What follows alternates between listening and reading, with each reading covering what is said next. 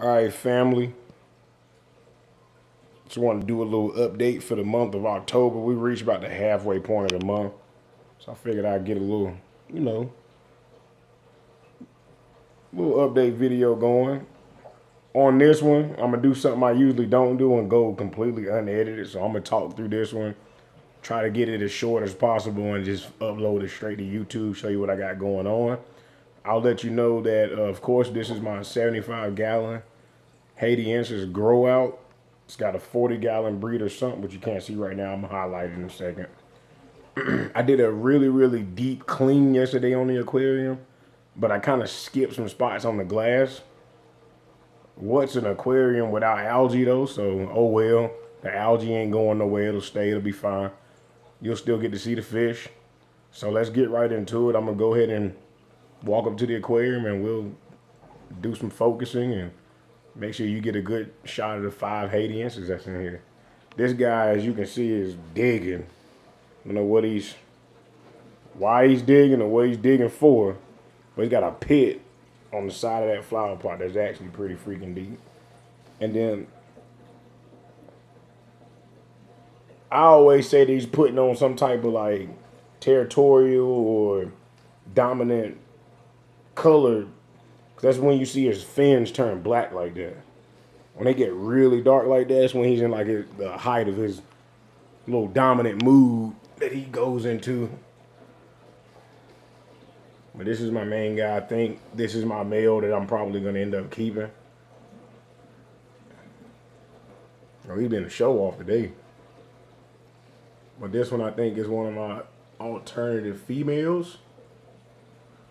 The main female of the tank, which is this fish, doesn't have on her black color right now. But guys, this guy's stunning.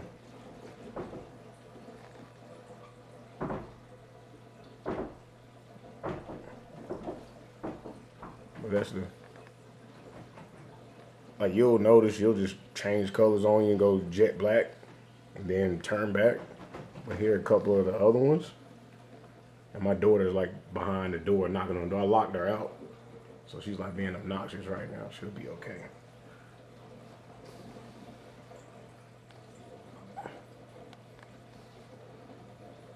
I usually don't do a good job in my videos and media highlighting the other fish in the aquarium. So I'm actually trying to give them some shine today. All right, see, there she goes. She's turning black. You guys get to see it live. And then, in my opinion, I think he's courting her.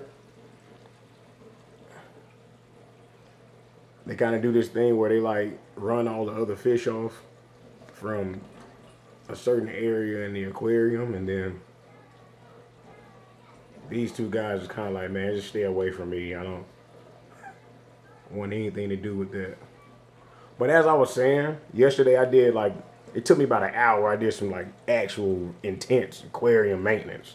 Like I did a very deep gravel, sand bed vacuuming. Make sure the sand runs clean through the siphon tube, and I did that yesterday. I gutted the sump out and cleaned the sump because I had a lot of dust and debris.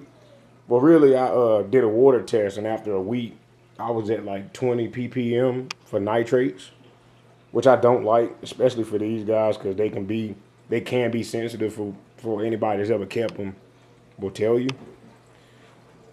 So I did a really deep clean on the dish plate and the sump. And I'll show you just how clean the sump is in a second. Like I went through and completely emptied the sump, vacuumed out the bottom of it, got a lot of like dust from the food and stuff like that out that collects in the sump. As you will notice, you'll see one thing in my videos are these guys, these red minor tetras. As you can see, there's only 4 left. My main male has been eating them pretty much every day now. He's been picking them off one by one every night. So in a couple days, well, by the time I do my next video, they'll all be gone, unfortunately. I actually like how they look in contrast to the Haitiensis, since for the most part they're white. So you get like the white and black sand, the black background, and then the red fish to kind of bounce off of that. But they had other things in mind. I'm gonna see if I can go to the side over here and get a good shot of this pit that he's dug on the side of this pot. You can't really see how deep it is, but you can see when he goes down in there. He spits the sand out, and you can kind of see it right there, even though it's very distorted since I'm from the side.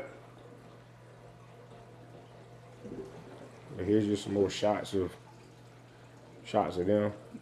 When you do media photography and record videos, the black background just helps out so much. It makes the fish stand out so much better. So I'm glad I painted the background, which I used the Rust-Oleum flat black. I used the Rust-Oleum to paint the background, and I painted the bottom and back of the sump as well with the same paint before I set it up.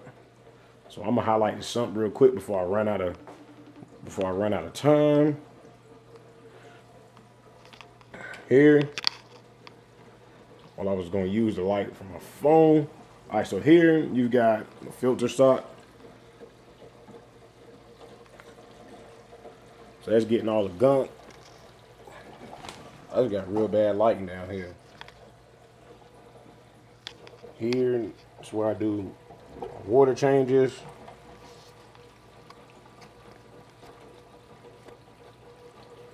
But you can't really see much. But here's where all the bio is, and it was just green dust from the food, like all over the place. I got that out pretty good last night.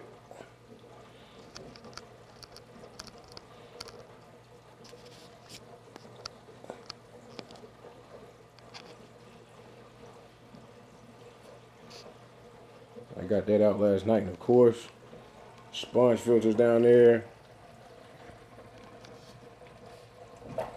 2 heaters. I clean those off as well. Like I said, I just did a really, really deep clean of the sump.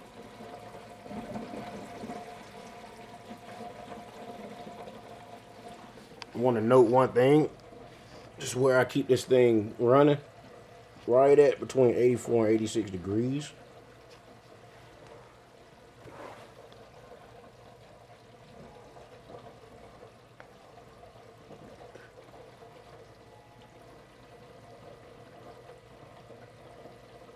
So it's right at 84.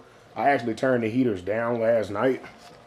Because I think when I introduced the Tetris, I don't really have a quarantine system set up.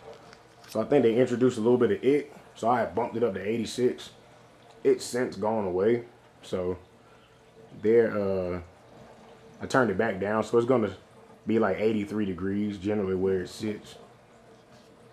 But I hope you guys enjoyed this update. And I hope you guys will bear with my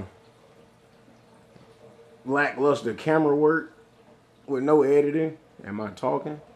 And I will see you guys on the next update.